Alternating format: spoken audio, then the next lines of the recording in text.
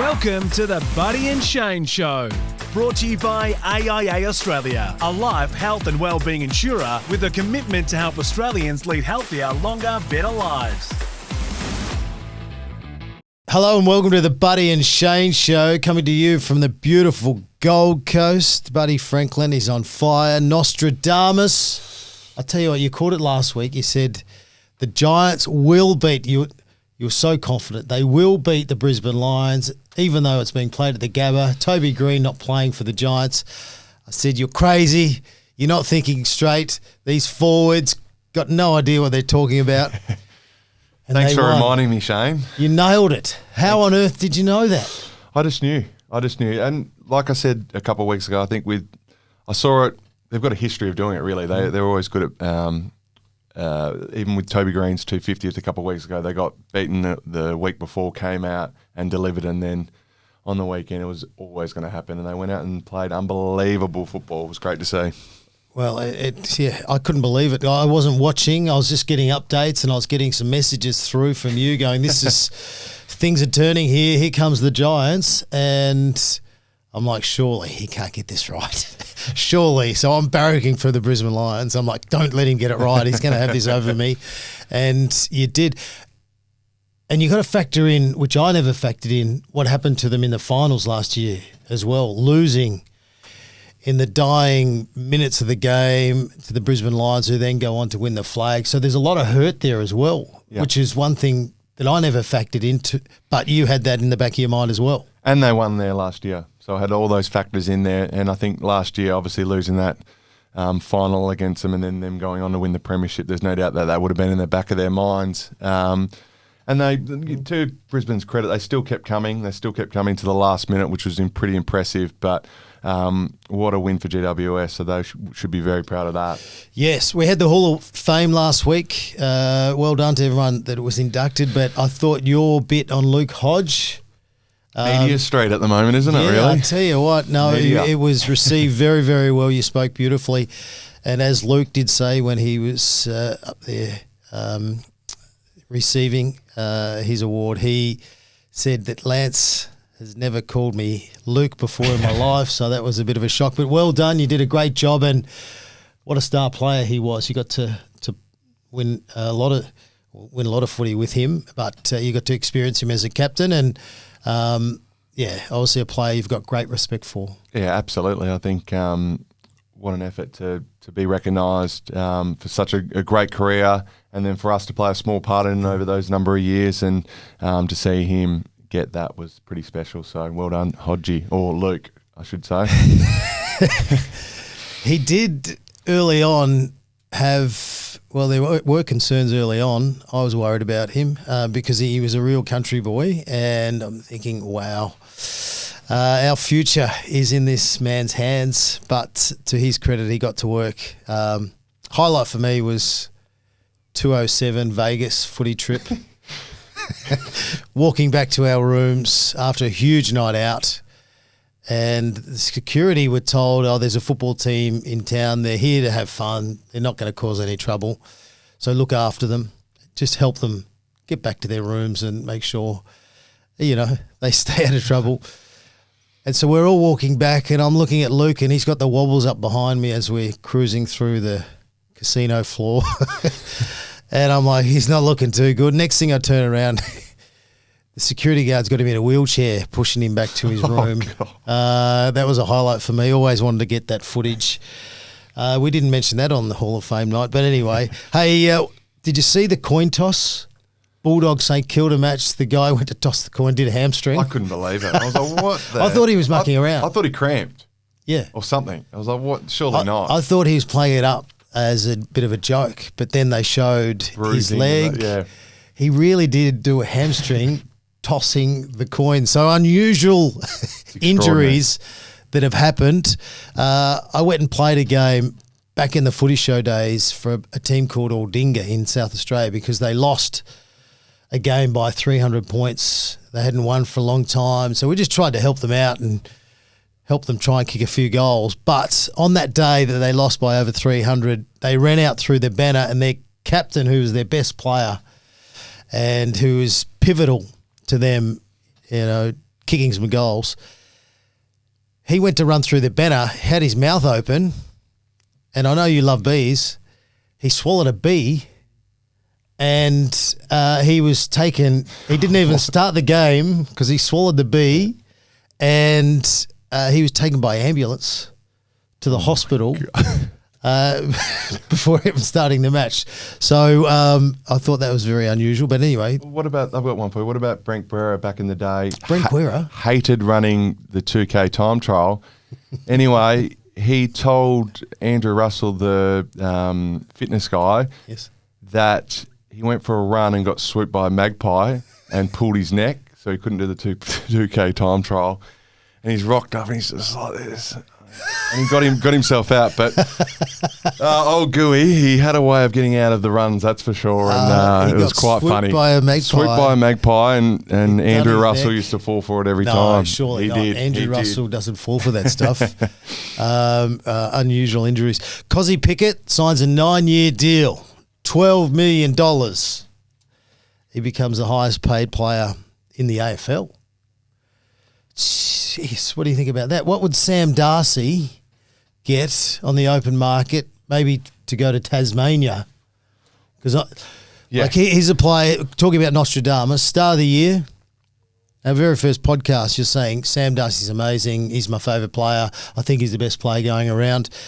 Now everyone's jumping on the back of that, saying Sam Darcy, incredible player. We think he's the best player going around. You're ahead of the time. Thank you, by Shane. coming up with that.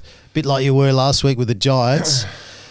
Firstly, it was good to see him back, but what do you pay someone like a Sam Darcy coming out of contract? He'd get paid anywhere from over 2.5. I think he's worth that if you're looking at Cozzy. But well done to Cozzy. That's a tremendous effort to get such a big deal. Forward pocket. Huge. The highest $12 million payer ever. And well deserved for Cozzy. But let's remember, he is a small forward pocket going in the midfield. So for me, I probably wouldn't be doing that if I was list manager. I wouldn't be throwing that kind of money around for a small forward and midfielder. I'd be giving that to a key position player every day of the week. I think they're the ones that change the game, and traditionally that's where the big bucks go, and that's what I'd probably stick to. But I think Darcy, if I was Tassie starting up and the checkbook was there, you'd go on 2.5, 3 million. He's worth that every day of the week, and I think he is generational. He is for sure. That's a lot of money. And with Cozzy Pickett, it's good to see him pushing up into the midfield because he's so good around centre bounces and just his explosiveness. So I have no doubt that Melbourne would know that, hey, he's going to be maybe not a full-time midfielder, but he's going to be a real sort of impact midfielder, which, you know, you can then you can understand why you would pay that money. As a forward pocket, you would be scratching your head. What I looked at, you sort of got Cozzy on 1.4, then you got Petraka on over $1 million, then you got Oliver on over $1 million. It's a lot of money to be paying all these players. And then, what about the others? So I thought it was, congratulations to him, but I thought it was a pretty crazy deal. But congratulations to him, well deserved. We've seen a lot of crazy deals. A lot of long-term deals. You started it. It's all your fault. The Swans were brave enough to take that chance, and why wouldn't you? And it was justified. You could probably invoice them to collect a bit of the tab, especially the marketing dollars as well. But, I find it unbelievably incredible, the long-term deals and the money that's sort of been thrown around because – as you know, like a knee injury and then a recurring knee injury and, then you're really sort of chasing your tail a bit. But I suppose that's the bargaining power these days is like we trust in you even if we have a few bumps along the way. That's what happens. You got to take the risk, but then there's huge reward on the other side if you can just keep playing well and just tell them you want to go home and then look what happens. Yeah, that helps. So very well done. Managers do that really well. They throw up the go-home factor. I kept saying to Hawthorn, I want to go home. And they say, back to Finley? Good luck. See you later. Let's get on with the results from round 14. The Bulldogs smashed St Kilda, 72 points. Your man, my man, Sam Darcy, was back. He had 19 disposals, 9 marks. Yep. Coming off... How many weeks off was it? Oh, a long time. A long time. A lot of people thought that it was season over. 7 weeks, I think it was. So And put on 3 kilos in that break. Yep. Put I on didn't some realise he muscle, was a which is champion swimmer. Did you know that? He's got the body for it, doesn't he? So he was a Vic, I think Vic squad representative or high level. So he would have been smashing the pool, and obviously kept his conditioning in great style, because he come out and played so well. Norton played well, and I think that's because Darcy coming back, all the usual contributors, but a bit embarrassing and disappointing for St Kilda, because I know Ross Lyon said he went off to Vegas during the break and they played like they were just coming back from Vegas off the break. It was very disappointing. They need to be better, and their midfield's a bit of a worry for the Saints. Yeah, definitely. I think they'll be disappointed with the performance they put up, St Kilda. I think they got absolutely torched, really. Bulldogs are just too good. As I said before, I probably had a little bit of a crack at Norton last week with his performance. Probably the last year and a half's probably been disappointing, but sort of bounced back. I think getting Darcy back sort of helps him a little bit, and he'll be able to get a little bit more one-on-ones as the ball will be directed to Darcy a lot more going forward. Hopefully Norton will be able to get some more one-on-one contests, and once he gets the ball kicked straight. But it was good to see him bounce back and kick 3, Croft. But it was a tremendous effort by the Bulldogs for sure. Yeah, Kennedy continues on his good form. Richards, wow, what a player. So, and they're still not in the 8. They're still not in the 8. They're 9th. Wasn't it? And I still think they're a team that could win the whole thing, but it's pretty hard to win if you're not in the 8. Yeah, I think I think they're a top 4 team, that's for sure. I think the only issue for me is their backline. I think their midfield's one of the best in the comp. I think now with Darcy back, I think their forward line can be a top 4 forward line. They've got all dangerous attacking weapons up there, but it's that backline for me. I think that's a real challenge for them to obviously stop the gun. So if they come up against Jeremy Cameron, who's going to stop him? If they come up against other good forwards, who's going to stop them? And I think that's a difficult thing for them at the moment.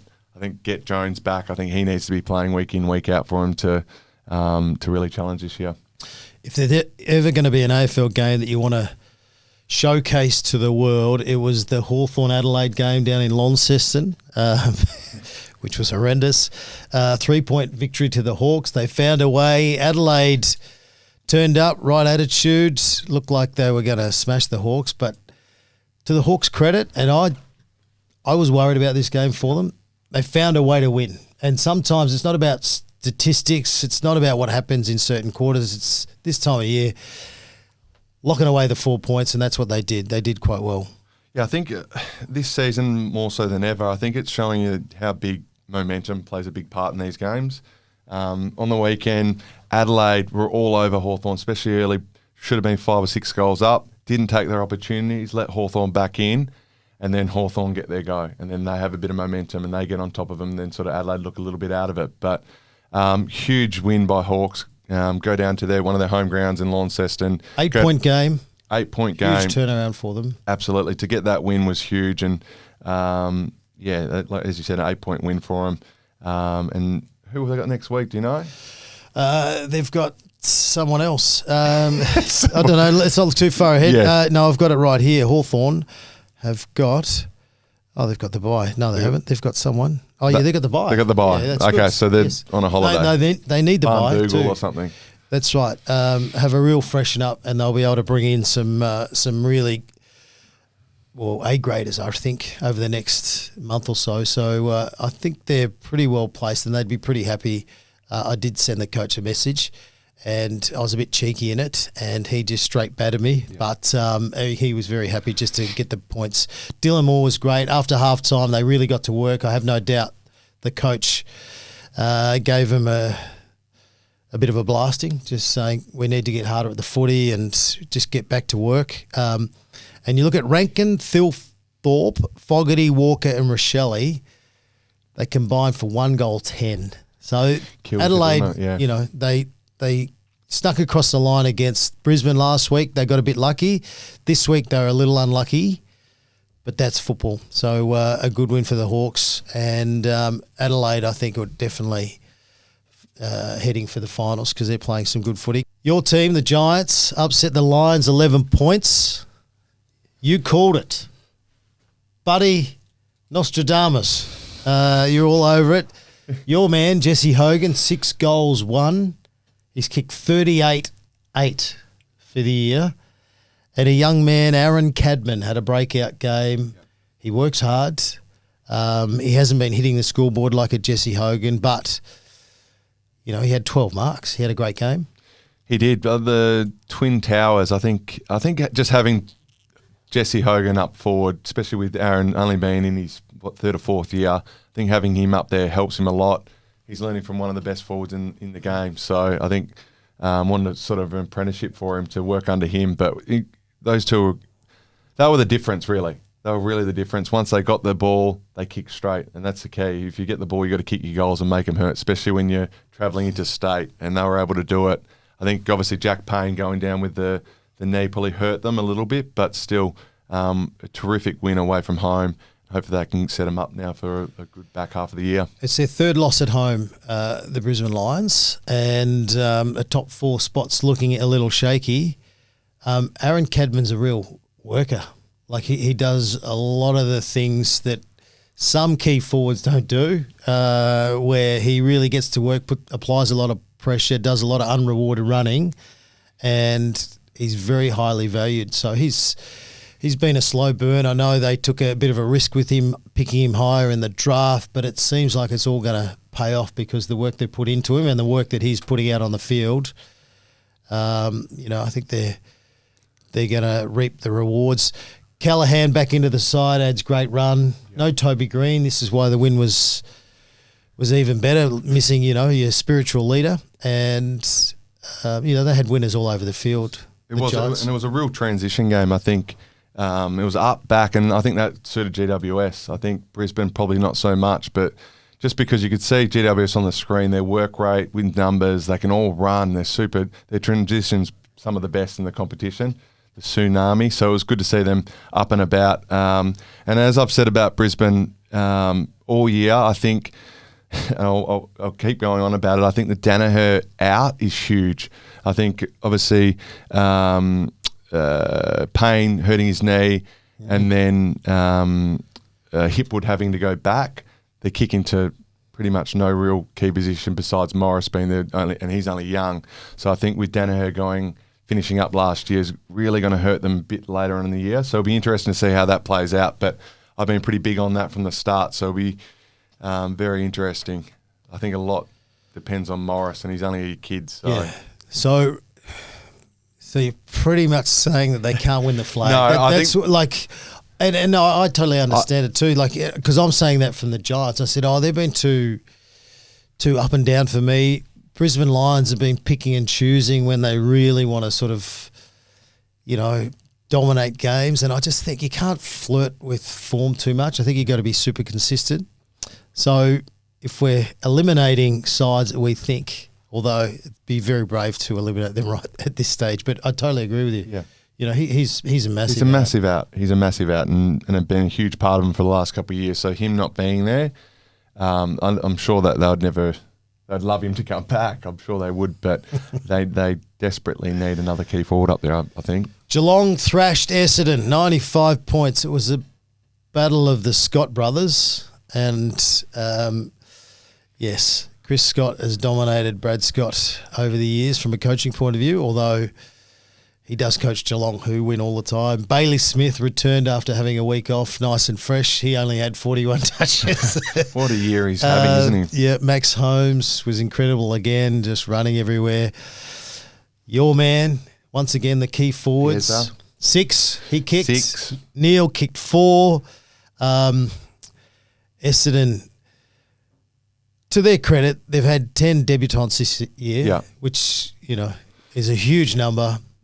A lot of them are having to play key position, so they're certainly learning a lot about themselves. But, it'd be hard being an Essendon supporter because one week you see a nice, consistent performance. Even if you don't win, you're not far out of the game. And then you play Geelong at the MCG and you get absolutely wiped. So a little frustrating, but Geelong... No, I want to go with the Essendon there. I think... Are you going to whack them? I'm going to... No, just...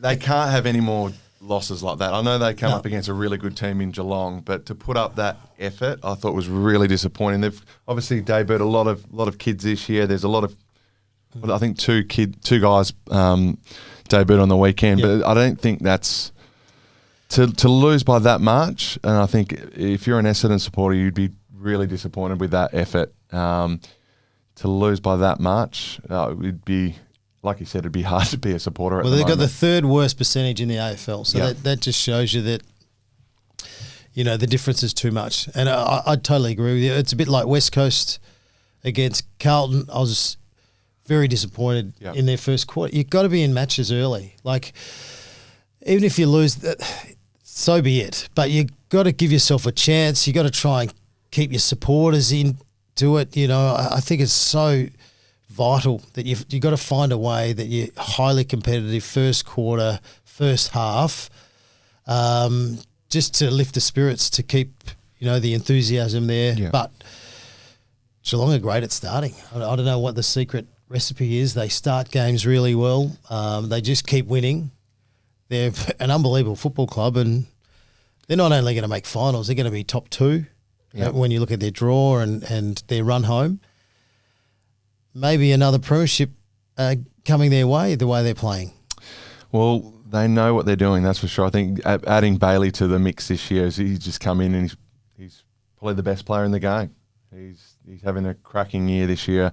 And then you've obviously got the gun up forward with Cameron. Then you've got Dangerfield come back too. So they've got stars all over the ground.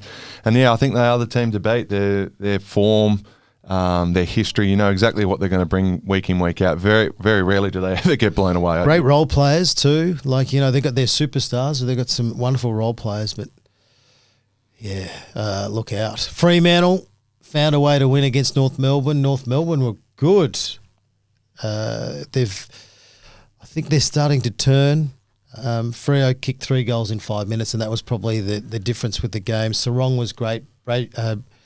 Brayshaw has been awesome all year, but he really lifted when they needed. But, they win the clearances, North Melbourne, contested possession. They're doing a lot of things right, just not getting the 4 points. Yeah, and there's been multiple games this year we've spoken about where they should have won. So this will be another game.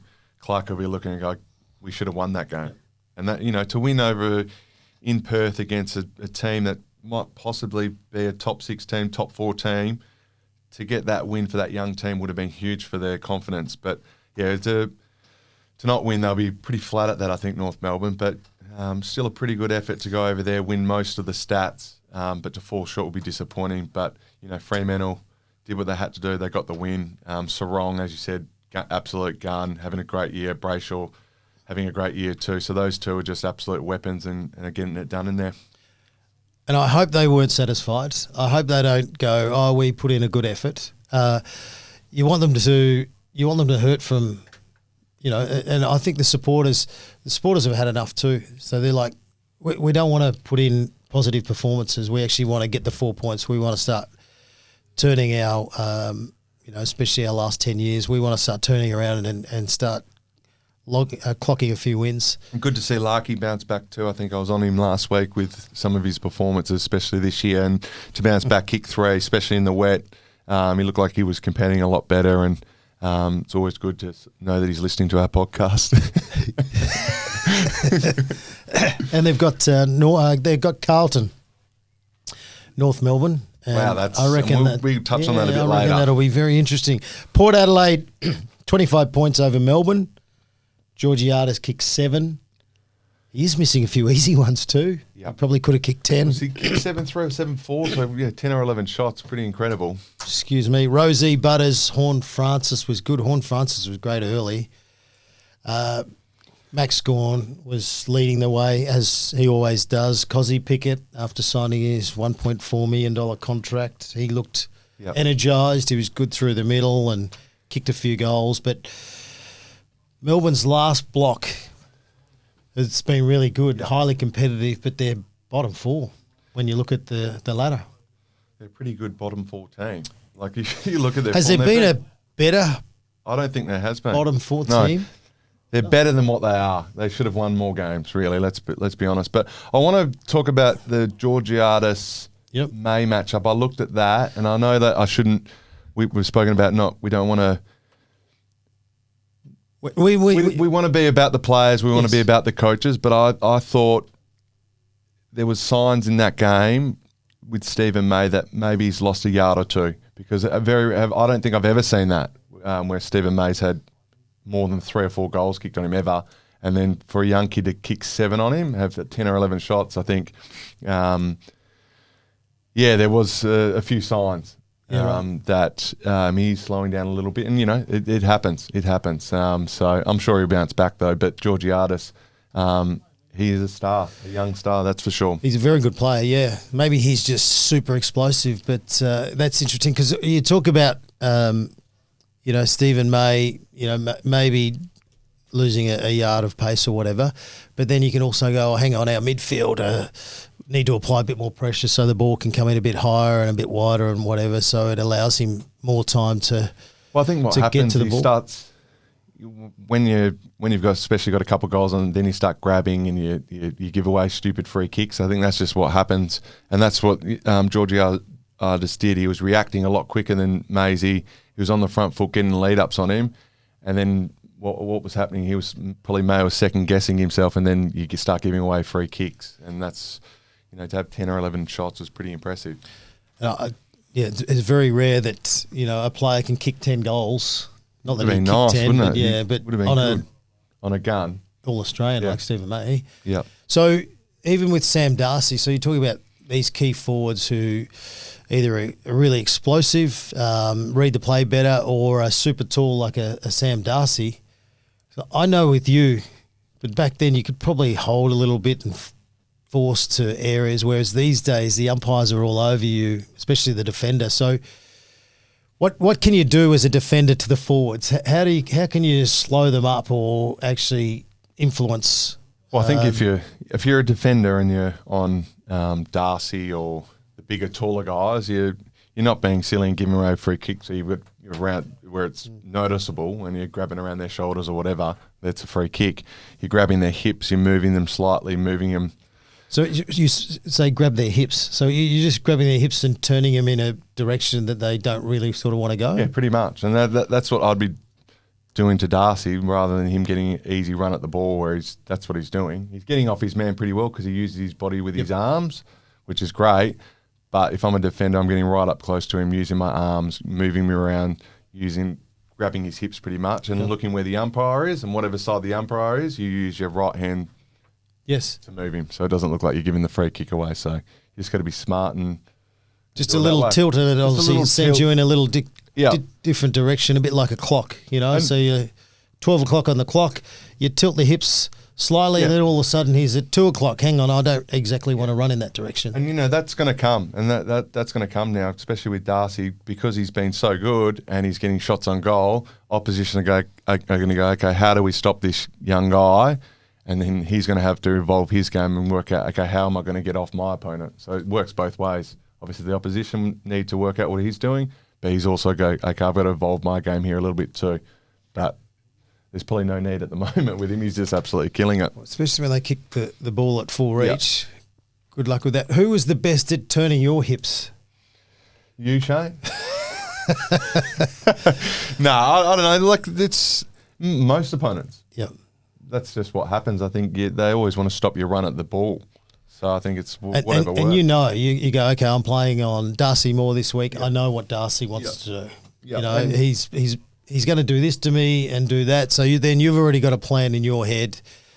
I know he's going to do this, so I'm going to try and do this, or I'm going to posse up in a different spot, or hold my position out a little bit wider. But so it becomes a sort of real battle early, and confidence is huge, isn't it, early on in the game? Because if you feel like it's going your way and things are working to advantage, you can get on the front foot and really sort of back yourself from there. Yeah, no doubt. And I think back to the Bulldogs, like even with Norton, I think Norton helps because say Darcy's got a one-on-one, and usually if you've got a defender coming back to get in front with Norton, because they've got two there, you can't support every contest. So I think that's the key. That's why they're getting so many one-on-ones, because they've got so many good key forwards up there. The Blues, 34-point victory. Curnow subbed off with a calf injury, which is not great. Surely won't play this week. Not that we're medicos. And you've had a few Dr. calf Franklin's injuries here. before, haven't you? I think that's a 2 to 3 weeker. You think like even awareness, Yeah. you cannot possibly play them the No. following week. no awareness is a strain. So And you had a few. I had a few late in my times. career. So a calf's a calf. Yep. So he's probably looking at a 3 to 4 weeks. You'd think. Dr. Franklin back Dr. in the Franklin house. here. Scan that. That's 3 centimetres. A special mention to Tom McCarthy, who's mid-season pickup, 31 touches, first game. Well done. He's the first Eagles player with 30-plus this season, Wow. which I found very surprising when I was doing my research. Wow. But the Blues were good early. They came to play. They took the crowd out of it. Game was over pretty much by a quarter and a half. But then the second half, West Coast got to work. And once again, the Blues didn't win the last quarter. Well, Not being too negative, West you got the Coast, 4 points. got absolutely smashed inside in the first quarter. Carlton took the opportunity to kick 7 goals, like you said, to West Coast.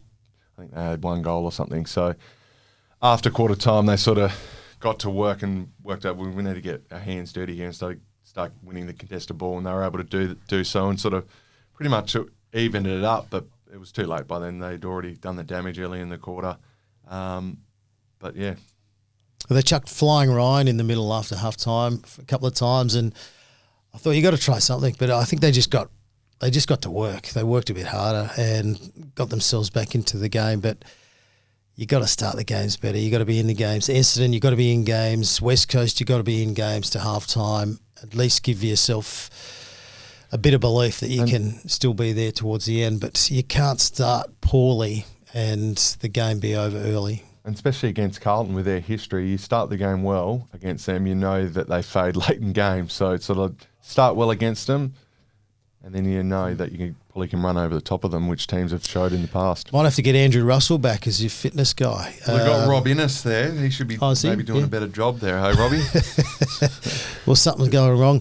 You're listening to the Buddy and Shane show for AIA Australia, a life, health and wellbeing insurer with a commitment to helping Australians lead a healthier, longer, better lives.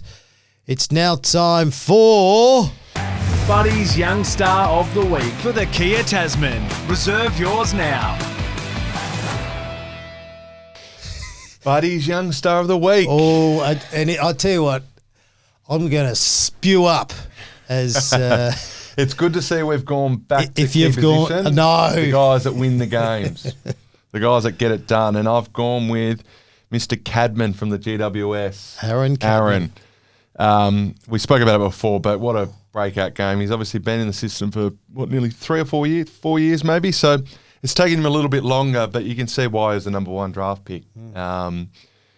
He's showed that potential throughout games. Like he gets his hands to the ball. He's a tall boy, gets his hands to the ball. They haven't quite stuck, but he's had games where he's kicked 2.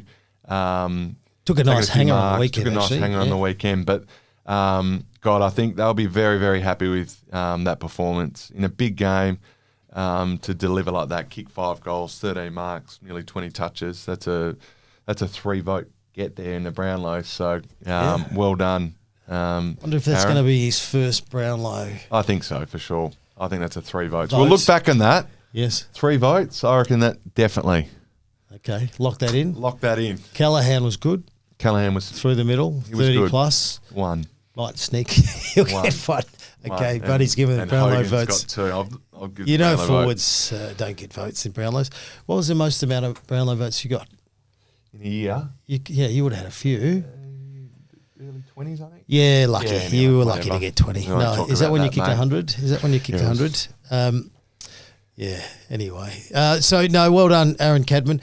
He's a worker and a forward that works, especially in a team that can move the ball like they do. He's gonna kick a lot of goals, and he's got Jesse Hogan to learn off, who's developed into, well, one of the best forwards, especially for the last 5 years. Be on because early on, gets a shot from 50, drills it, and then you're on. You're happy. You're like a bit of confidence, and every forward loves to kick one early. And for him to bang one from 50, I think that got his day rolling, and good on him.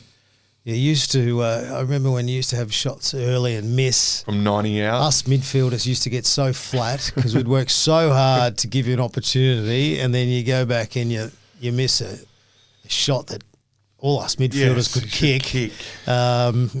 We just didn't understand it. That was Buddy's Young Star of the Week, thanks to the Kia Tasman, the most Australian Kia ever developed. Built tough, tested hard, and ready for anything. Whether you're hauling, towing, like Buddy, or taking the road less travelled, the Tasman is made for the job. The Kia Tasman, reserve yours now. A couple of things I want to touch on. Paddy Dangerfield playing his 350th. Yes. Not many can do that. 8-time All-Australian. How many were you? This isn't about me, Shane. This is not about me. This is about Paddy. He's a Brownlow medalist. This is about Paddy. I think I was a Brownlow medalist. Yep. 3-time Cats Best and Fairest. He's a premiership player. What a player. What a great player. Incredible. Paddy. Well done, Paddy. 350 games, but just so consistent from the first time he walked into Adelaide Crows and throughout his career. He's been an absolute hard icon of the game, for sure. He's an absolute icon of the game. You either love him or hate him. That's just the way it is, unfortunately. Because he's the best, and the opposition don't like when they come up against the best. Yep. You love him or hate him, but, he's got the ultimate respect amongst all players in the AFL for his career, and well done. And he's got the respect of the Buddy and Shane show. Good on you, Paddy. Congratulations. And Scotty Pendlebury, he's set to sign on for another season. Why not? Looks like he's having a lot of fun out there. And he's on track to break the all-time games record. Oh, here we go. The games record is 432 from Boomer Harvey. He was a great player. Is he on over 400? So wow. Scotty is. He's high. He'll break it next year. So he's definitely going on next year. Yep, he's going to go on next year. He's currently on. I'm going to try and. Oh my God! He's on 400. You thought he was on 250. 15, 16, 416. Okay. Now, don't hold me to that, Collingwood supporters, because I'm not. He's not going to get there this year, so he's definitely going on next year. So if he gets to, say, what do we got? Say if he can get 424 this year, beauty. He only needs a play every second week next year. What a moment that'll be, especially the Collingwood supporters. They'll have 100,000 to that game to watch Scotty Pendlebury break the record, and the way he's looked after himself, the way he's played, the composure when he gets the footy, you just know he's going to hit a target. How many goals do you reckon you would have kicked if he played on your team? Not as many. But I think it's a credit to him, the way he's going, especially get another contract, but it's also a credit to the club. I think they've managed him really, really well. I think it's been a combination of both. Pendlebury obviously doing his bit, looking after himself, but the club's been absolutely tremendous the way they've managed him throughout and giving him the confidence to go out there. I think that's a big thing. When the coach backs you in to go out there and play a role, I think that's a big thing. And, it's been great to see. So hopefully he can go on next year and get that game's record. And what happens with a guy like Scotty Pendlebury, he becomes their best player. So then he gets tagged and he gets mauled for a good part of his career. And then guys like Nick Dacos come in. So all of a sudden the focus goes away from him. So he then gets off the chain and he can just go and play footy. And boy, does he play it well. So well done, Scotty Pendlebury. You've been listening to the Buddy and Shane Show for AIA Australia, a life, health and wellbeing insurer with a commitment to helping Australians lead a healthier, longer, better life. Bud, you're on fire. I'm looking forward to listening to your tips in the next podcast. Grand final tonight. Grand final in basketball tonight. Good luck. I'll let you know how many points I've never seen a worse basketball. No, that's not true. I look good. That's about it. So are you a shooter, or a rebounder, or you Lance Curry, they call me. Lance Curry. So I'll be up and about. Oh, okay. Well, there we go. So how many points do you reckon you'll get tonight? 26 I'm looking for. Well, that won't be true. How many 3-pointers? I'm going. Have you ever scored a 3 or 4 three-pointer? last week, so I'll be going for that again. You got 3 or 4 3-points I last did. week. I've seen you in the vision. How many attempts? 30. See you next time. There you go.